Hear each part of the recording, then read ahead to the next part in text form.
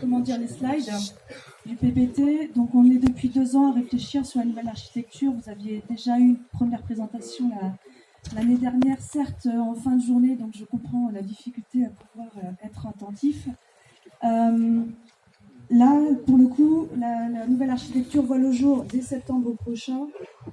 Et vous allez donc voir des nouvelles formations apparaître. L'idée, c'est justement que ça soit le plus clair et le plus lisible possible. L'objectif juste de mon intervention, c'est que vous puissiez déjà avoir une lisibilité sur ce qui va être présenté en termes de communication. Ça, c'est la première étape. La deuxième étape, c'est de vous apporter aussi des éléments, surtout sur le financement des formations, en parlant des projets éventuellement. Et ensuite, on pourra échanger, si vous le souhaitez, sur divers questionnements que vous pourriez avoir suite à la présentation. Si tu peux défiler, Benjamin. Donc, juste pour rappel, on est dans un contexte actuel où effectivement il y a beaucoup de réformes, à la fois au niveau européen, au niveau de la formation professionnelle. Peut-être que certains d'entre vous ont été impactés dans leur environnement personnel. Et aussi la réforme liée à l'apprentissage. Donc, comme vous avez pu le voir tout à l'heure avec l'intervention de Pierre Pouliquin liée à la région, effectivement, on a beaucoup de changements qui nous ont amenés à réfléchir sur les orientations de la formation. Donc, toutes ces réformes, notamment liées à la réforme européenne pour information, nous amènent à réfléchir sur ce que va être demain l'encadrement du handball et est-ce qu'il va falloir notamment être titulaire d'un diplôme d'État pour pouvoir encadrer contre rémunération. Et donc ça, c'est une réflexion qui, pour le coup, nous amène à dire au niveau de la fédération que le changement de formation comme il était aujourd'hui doit être opérant le plus rapidement possible, notamment par la mise en place des titres à finalité professionnelle. Alors j'espère que vous arrivez à me suivre dans tout ça. Donc la réforme d'architecture s'est mise en place depuis 2 ans et nous avons déposé des dossiers d'habilitation auprès de l'Institut fédéral à la fédération, pour le coup, pour ouvrir des formations d'éducateurs de handball dès la rentrée en 2019 et une formation d'entraîneur de handball qui va remplacer l'ancien DEGEPS, qui verra, elle, le jour en janvier 2020. Pour information, ces dispositifs de formation, autant sur les formations professionnelles, ils ont été assez simples, c'est un bien grand mot, à mettre en place, puisqu'effectivement, avec l'expérience de la mise en place des BPGEPS qu'on avait sur l'Institut de formation et des DEGEPS, on avait cette habitude de mettre en place des formations professionnelles. Par contre, effectivement, avec le contexte de fusion de ligue et des comités, notre préoccupation première, c'était de pouvoir présenter une formation, ou en tout cas une offre de formation, qui réponde à la fois aux dirigeants, aux arbitres, aux entraîneurs, mais aussi dans un souci de proximité, puisque effectivement, c'est dans l'air du temps avec la mise en place des secteurs. Donc, notre objectif sur l'ambition à 2024, et c'est pas le mien, c'est le nôtre, c'est que l'objectif fédéral est clairement d'avoir une équipe, un cadre formé. Alors formé, je dis bien, qui se positionne en formation, pas forcément de besoin de certification, que les pratiques, alors là on parle de pratiques non compétitives, à savoir sur les offres de pratiques baby, en DACAT, on verra tout à l'heure les propositions, et ensuite une structure, une équipe dirigeante formée, accompagnée. L'ITFE aujourd'hui, l'Institut de formation, n'avait pas encore eu la possibilité de mettre en place les formations à destination des dirigeants. Et notre objectif principal, c'est de vraiment organiser cette offre de formation qui permette à la fois de travailler sur la mise en place de projets et du coup d'élever le niveau de compétence de tous les acteurs du handball. Un petit aperçu du coup des statistiques sur le territoire. Donc ça fait un petit moment qu'on y travaille et nous avons 1630 équipes compétitives aujourd'hui sur le territoire. Donc, effectivement, c'est des chiffres. Il faut savoir que du coup, on a 50% des clubs aujourd'hui qui ont un niveau de formation, enfin en tout cas qui ont des personnes à l'intérieur de la structure qui sont formées au-delà de l'animateur de handball. À l'inverse, on a la moitié des clubs de fait qui sont formés en dessous du niveau d'animateur de handball. Le recensement qu'on fait aujourd'hui par rapport à cette donnée, c'est que les personnes qui sont formées dans les clubs ne sont pas forcément celles qui sont sur les bancs de touche. Et donc, le constat qu'on fait, c'est que 86% des managers, c'est des chiffres, n'ont pas eu l'occasion ou la possibilité de suivre une formation. Alors, forcément, nous, on s'interroge, on se dit, mais ça veut dire que la formation qu'on proposait jusque-là n'est peut-être pas adaptée à l'ensemble des publics qui accompagnent les équipes les week-ends. Et donc, ça nous amène à avoir, du coup, une réorganisation. En ce qui concerne les offres de pratique, le baby en premier pas, aujourd'hui, par rapport au sondage qu'on a envoyé à l'ensemble des clubs également, représente, 99 clubs aujourd'hui disent proposer la pratique baby en premier pas.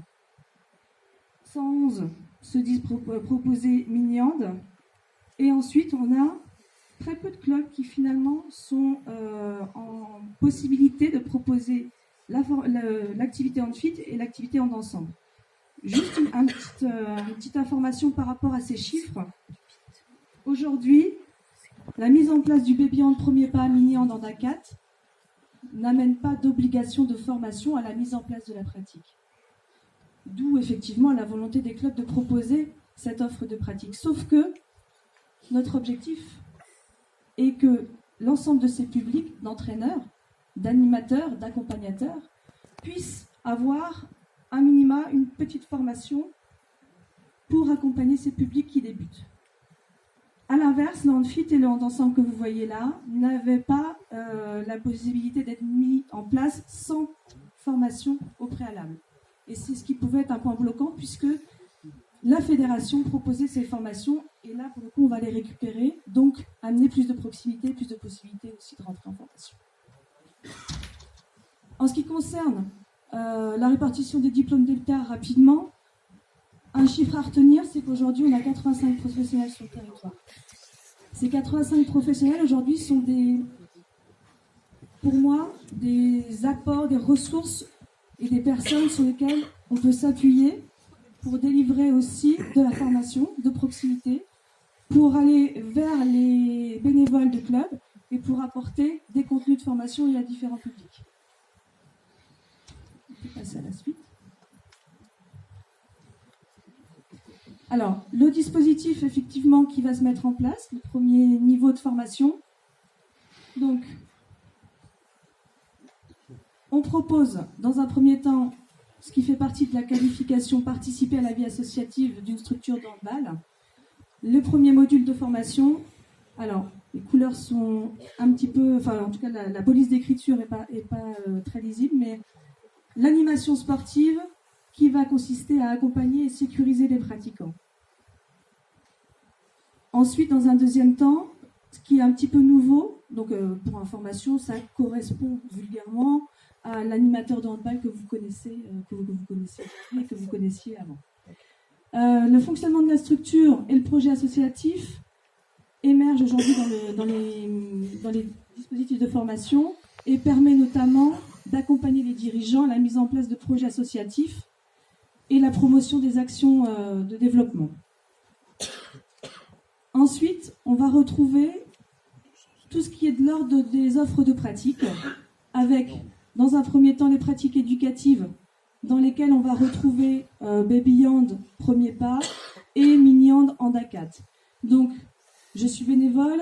Si aujourd'hui j'encadre un public de Mini Hand, je peux très bien aller chercher uniquement le module qui m'intéresse et j'ai pas besoin de faire tout le parcours, bien sûr.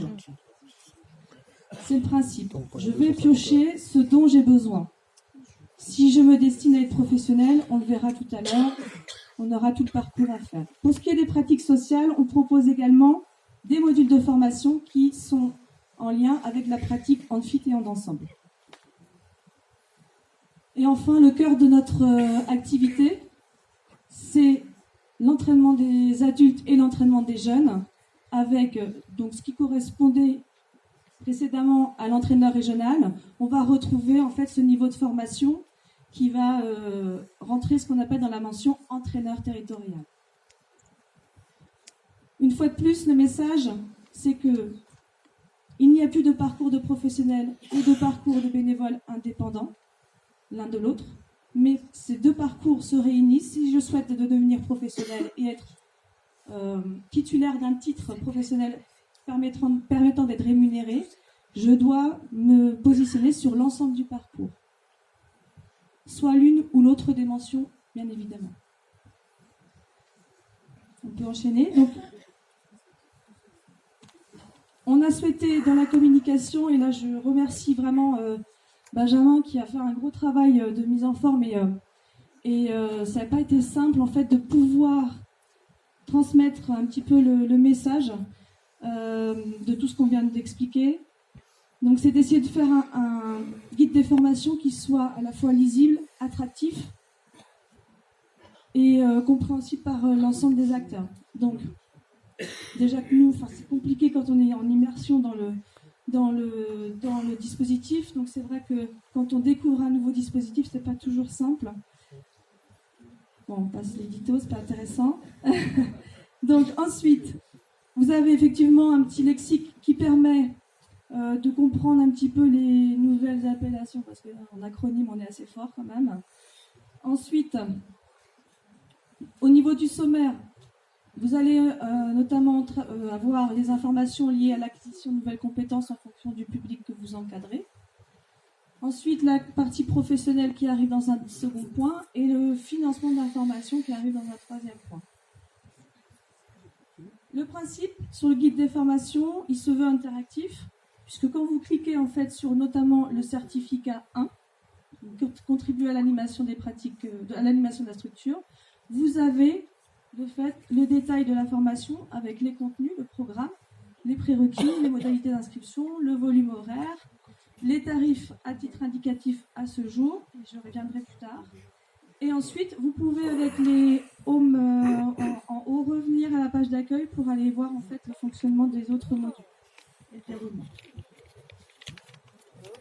Sur la partie professionnelle, je ne sais pas si tu peux y aller, voilà. Donc on a aussi l'ensemble du dispositif avec les images qui sont remises dans le parcours que je viens de vous présenter juste avant, mais là pour le coup avec une volonté que ça soit beaucoup plus lisible aussi pour l'ensemble des publics. On peut enchaîner sur celle d'après. Donc, comment financer sa formation ? Là, je vais faire un petit focus aujourd'hui sur notamment cette fameuse réforme de la formation professionnelle que je vous évoquais au tout début, où on arrive à avoir le CPF qui prend de plus en plus d'importance, notamment dans la prise en charge des formations. Donc, le compte personnel de formation, tout le monde peut y avoir accès en rentrant, en fait, en allant sur Internet et en mettant mon compte personnel de formation. Vous avez une somme aujourd'hui qui vous est attribuée, qui vous permet du coup de pouvoir financer votre formation, quel que soit le domaine dans lequel vous voulez aller en formation, ce qui est une nouveauté. Avant, ce compte personnel de formation s'évaluait en heures et là est transformé effectivement en une somme qui du coup vous permet d'avoir une lisibilité un peu plus importante. Lorsque vous allez dans votre compte personnel de formation, vous pouvez aussi déclarer votre compte d'activité bénévole. Aujourd'hui, pour toutes les associations qui sont identifiées d'intérêt en fait associatif, vous avez le droit jusqu'à 200 heures de déclaration d'activité bénévole qui permet du coup de reconnaître votre activité dans votre CPF. Ce qui n'est pas négligeable puisque c'est valorisé à hauteur de 15 € de l'heure. Donc aujourd'hui, chaque année, vous pouvez faire valoir le temps bénévole passé dans l'association avec des critères qui sont définis dans l'onglet « Mon compte d'activité ».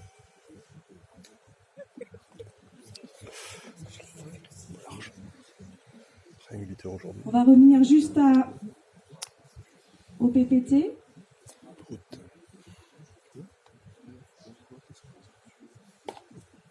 Donc, juste pour information, je vais vous présenter le dernier document qui est plutôt le titre à finalité professionnelle de niveau 5. J'ai marqué de niveau 5 puisque c'est lié à la réforme européenne, parce qu'on a changé en fait de numéro de diplôme.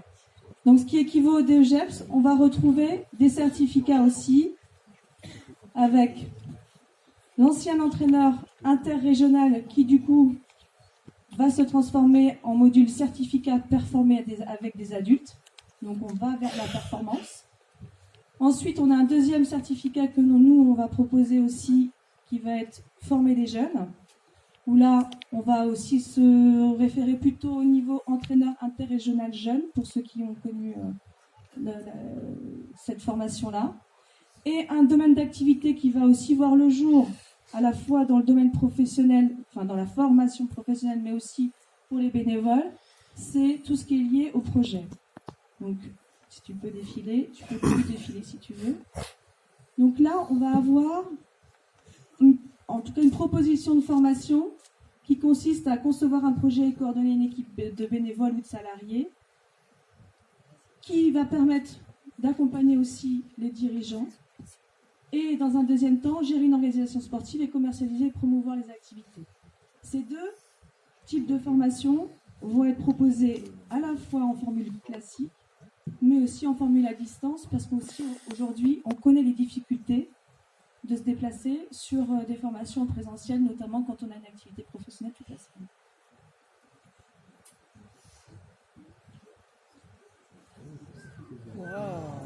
Voilà, parce que je me suis dit que j'intervenais en fin de journée, donc voilà, c'était une note d'humour. Voilà. Donc, je vais faire un petit point, juste clôture des saisies de demande ANS. Effectivement, vous avez reçu normalement un mail de la part de Benjamin sur les documents liés à l'ANS et l'ancien CNDS. Donc, la mise en place des projets. Donc, Benjamin Chattard a dû vous envoyer ce mail juste avant l'AG. Donc, vous avez la possibilité, via votre compte ASSO, de faire des demandes d'appel à projet. Pourquoi j'en parle ?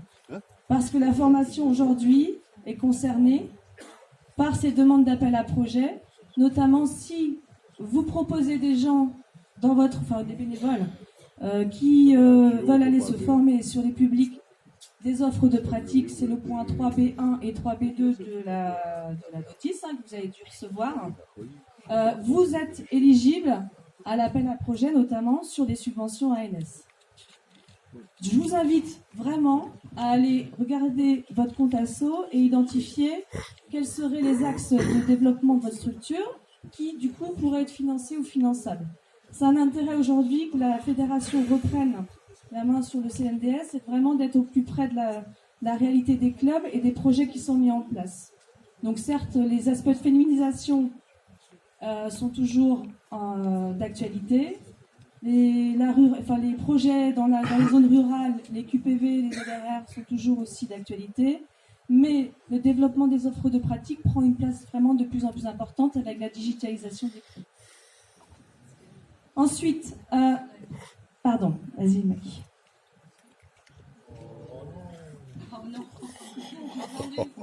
Non, juste sur la ANS, je voulais dire, on s'est porté candidat, les fédérations, il y a 28 fédérations qui se sont portées candidates pour gérer dès cette année l'enveloppe projet de l'ex-CNDS. En fait, c'était pour aller avec une bataille au quotidien au ministère pour avoir à minima la même enveloppe budgétaire que l'année dernière, en sachant que si on comparait il y a 2 ans, ça avait déjà beaucoup baissé. Donc nous, on est une fédération où on sera en baisse de l'enveloppe globale par rapport à l'année dernière de 1,5%.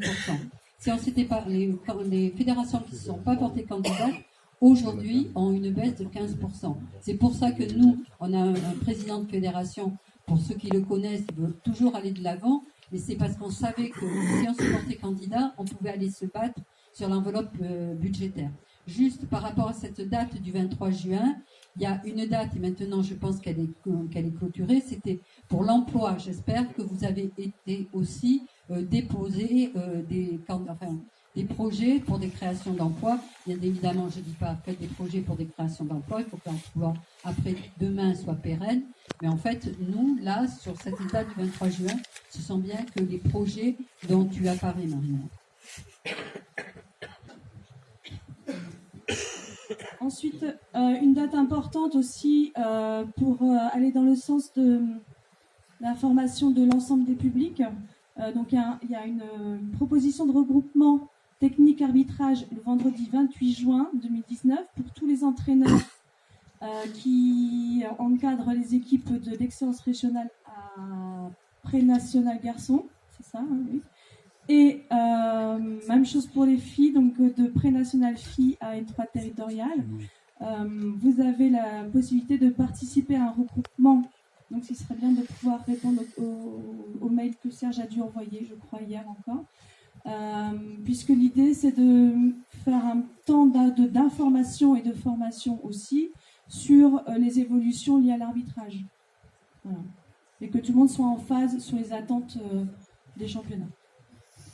Dernière information et pas des moindres, l'école bretonne de handball devrait avoir lieu les 22, 23, 24 mai 2020 à Saint-Brieuc, pour la bonne et simple raison que ce sont les dates des finalités Pro League qui sont déjà positionnés sur ces dates-là, et on souhaite vraiment en faire un événement important pour le handball breton. Voilà. Merci Marion. On va passer tout de suite à la détection avec Amélie. Voilà, donc ça concerne l'ensemble des clubs. Je vous demande de